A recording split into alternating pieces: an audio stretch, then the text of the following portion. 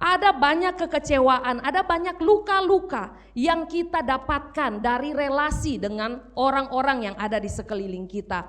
Anak merasa orang tuanya tidak mengasihinya, sehingga dia memiliki luka. Orang tua mungkin berlaku kasar kepada anaknya, sehingga anak itu mengalami luka-luka batin.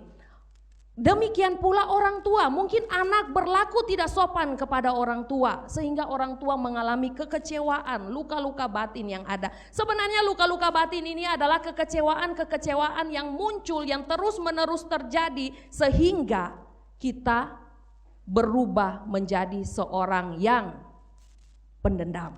Ada beberapa respon yang terjadi ketika seseorang itu mengalami luka. Respon pertama, dia cuek saja, cuek. Respon yang kedua, dia pura-pura cuek. Respon yang ketiga, dia langsung terluka dan langsung merasa dirinya itu tidak berharga. Masalahnya, apa yang tersimpan di alam bawah sadar kita? Kalau hal-hal yang baik yang tersimpan di alam bawah sadar kita, maka kita akan bisa menjadi orang yang sehat.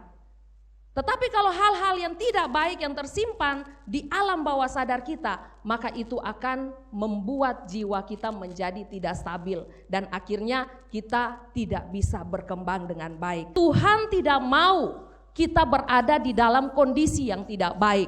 Tuhan tidak mau kita menyimpan berbagai pengalaman-pengalaman pahit kita di dalam hati kita, di dalam alam bawah sadar kita, sehingga kita menjadi orang-orang yang pendendam dan pendengki. Karena ciri-ciri orang yang mengalami luka batin itu adalah orang yang pendendam, orang yang mudah tersinggung, orang yang kalau bicara dengan orang lain ketus dan sering menyakiti bahkan membalas. Atau keinginan kita untuk mengontrol orang lain, atau keinginan kita atau kebutuhan kita untuk mendapat pengakuan lebih, sehingga kita selalu mendengarkan orang lain. Ketika orang lain mengatakan sesuatu yang tidak baik tentang kita, kita langsung down. Kita langsung tidak memahami diri kita langsung merasa hidup kita ini tidak bermakna. Tetapi ketika kita mengalami kasih Allah, saudara-saudara, saya mau katakan kasih Allah itu sanggup untuk mengubah kita. Saudara-saudara, Kristus mati bukan ketika kita menjadi orang benar, sudah menjadi orang benar. Kristus mati ketika kita masih menjadi orang berdosa. Artinya ketika kita masih menjadi orang berdosa, kita butuh kasih Allah itu. Dan kematian Kristus itu menunjukkan kasih Allah yang sangat besar kepada kita, sehingga kasih Allah itu memulihkan kita.